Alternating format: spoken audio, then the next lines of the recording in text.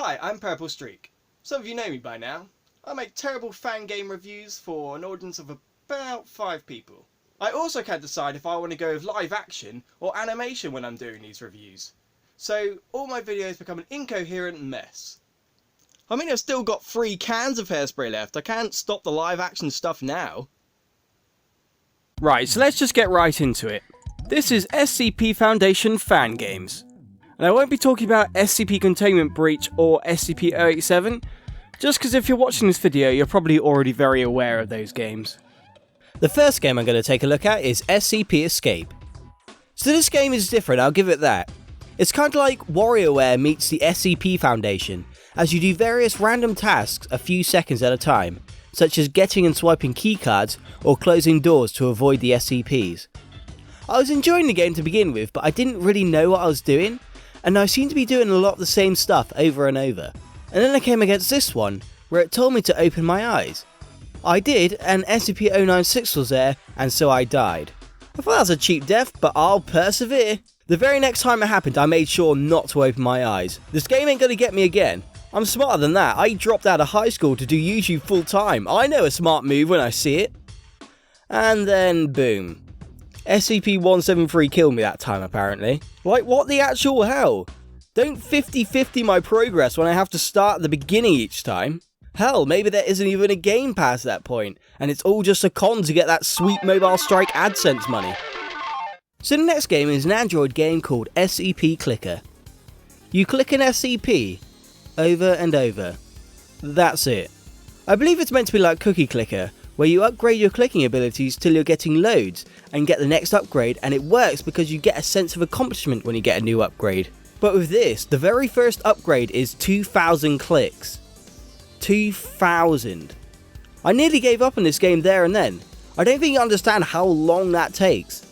And not to mention it throws full screen ads at you, and considering you're pressing your screen as fast as you can expect to get a couple trash games accidentally downloaded onto your phone. Eventually, I did do it. I upgraded my SCP. Hey look, now I get 2 cents for each press. And the next upgrade is 5,000. Press my screen 2,500 times or delete the game. Whatever shall I do? The next game we're going to look at is SCP-2D. So if you've watched any of my other videos, you may be aware of the fact that I have a very short attention span. So I was all for giving this game a go, but the game is so slow. And then I thought I was making progress when I found a keycard and opened this door, but apparently nothing at all was behind the door. Like, what? Really? Let's show our lucky contestant what he's won. What's behind door number 1? F all, get the hell out of my studio. I'll consider coming back to this game if I ever make a sequel video, but only if I'm armed with a walkthrough, I think. Next, SCP-1625. Okay, so I want you to brace yourself for this one. Usually when a game has less than 3 stars, you're in for a wild ride. This is the menu screen. When I think of the Scp Foundation, I don't usually picture gratuitous ass shots, but I'm just going to go ahead with this for now.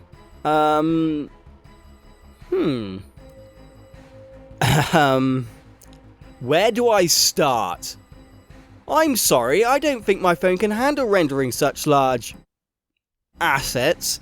And what's with the walk cycle? And what's with the fact that her head seems to be a freaking light source?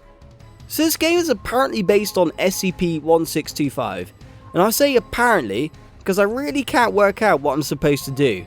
There's these 2 guys who keep yelling clear at me, and there's this creepy smiling man that doesn't seem to do anything. There's also a door that tells me to find the.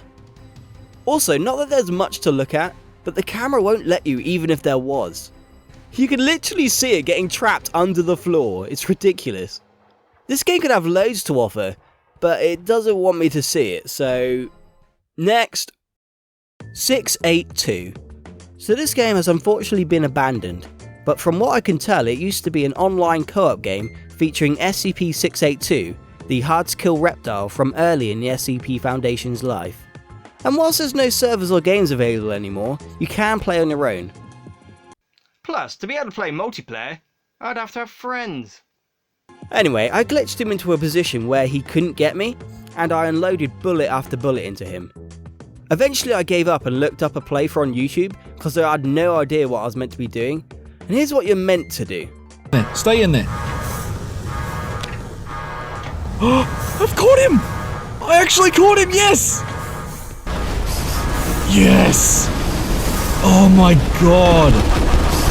I don't think I'd have worked this out honestly, but if there'd been anyone online, I'm sure they would have explained it to me. So I don't hold it against this game too much. Okay, so the last game we're going to talk about is Scp Secret Laboratory, an online multiplayer game based on Scp Containment Breach. I loved Containment Breach as a kid, and I got my friends to play it just to bathe in their misery. What's that, John? No! Whoa! No! No! You can't do that! So I'm very interested in seeing what an online multiplayer homage to that game has to offer. So let's jump right into it. Scp Secret Laboratory is a free-to-play game on Steam that is currently in early access and still being worked on by Hubert Mozger. It recreates maps and monsters from Scp Containment Breach, but this time around you play as one of 5 different groups.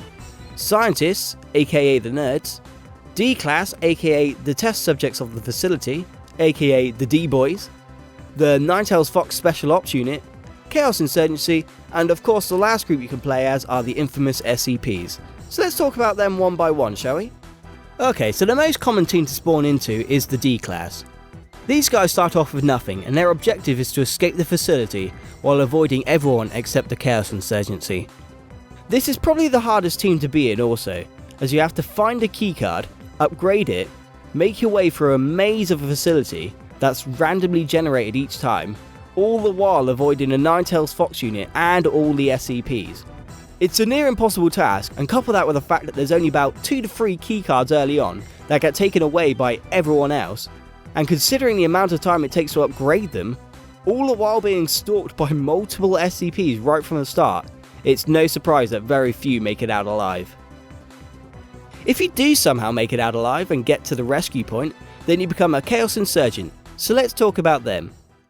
Chaos Insurgents are a group with the mission of breaking into the facility, escorting the Class Ds, and assassinating anything else. And they're packing machine gun, smoke grenade, and a hacking device that acts like a keycard to open doors. Next is a Ninetales Fox unit who have been sent by the facility to take control of the situation by escorting the scientists, neutralising the SCPs, and defending themselves from the Chaos Insurgency. They come equipped with their own high-tech pew-pew guns, keycards, grenades, and radios. They're also split into different levels of authority.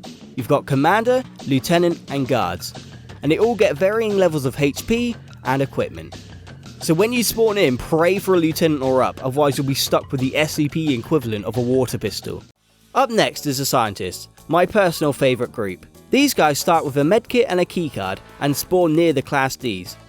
These guys are my favourite because you still have the difficult challenge of escaping the facility, but you start off with a slight edge of already having a keycard. Only downside is there's a very high chance a D-Class will then steal it off you when you try and upgrade it. As to upgrade anything in this game, you have to drop it in the left of this machine, set the machine to fine, press the button, then wait for it to appear the other side. Unfortunately, this means that other people can stand on the right hand side and steal it from you. Damn those D-boys and their lives of crime! Anyway, let's talk about the stars of the show, the SCPs. These guys just have to indiscriminately kill everything they see, making sure they stop people escaping and making sure they're not caught by the nuclear warhead detonation. You've got the classic star of the show, SCP-173, made infamous by Scp Containment Breach and back in the day provoked many a fake scream from YouTubers.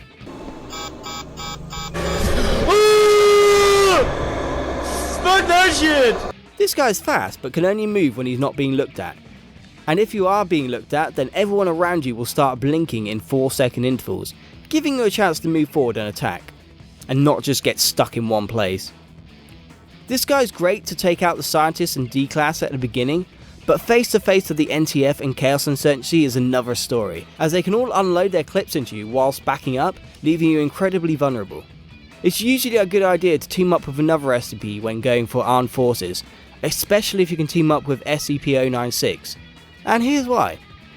If you look at SCP-096, aka Shy Guy, then that activates his rage mode, meaning you can one-hit kill and sprint at high speeds. So, put an SCP you have to keep looking at, next to one you can't look at, makes for an interesting time. Then there's SCP-106, who is a tank for health, can teleport people to a pocket dimension and can be killed early via human sacrifice, and SCP-049, who can one-hit kill and raise people he kills back from the dead, as an occasionally T-posing zombie. This game has a lot to offer, and considering this game is free with no pay to win, you'd be crazy not to at least check it out. They're still updating this game too, which is great, except for the fact it now makes my footage look incredibly out of date because they've changed all the guns. Thanks for that. How dare they not consider how long I spend editing my videos when they update their game? Thanks for watching. If there's any games that I missed that you'd like to see covered, leave a comment below. If enough people comment, I'll make a part 2. Otherwise, I'll probably end up reviewing some completely random game.